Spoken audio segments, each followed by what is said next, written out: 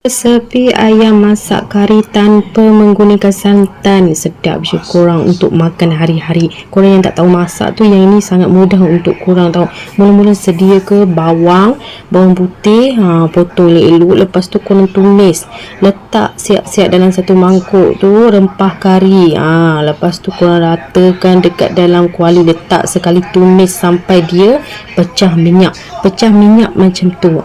Korang akan tengok, ambilkan asam keping, bunga lawang, bunga cengkeh, letak garam secukup rasa, letak ajinomoto juga.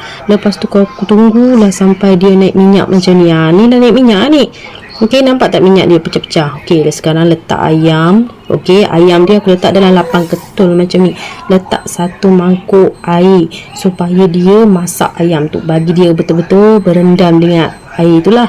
Macam gini, rata-rata kan. Lepas tu nanti korang rasa balik, dah okey, boleh angkat dah macam ni. Sedap kan? Murah je weh, semua masak je kat rumah.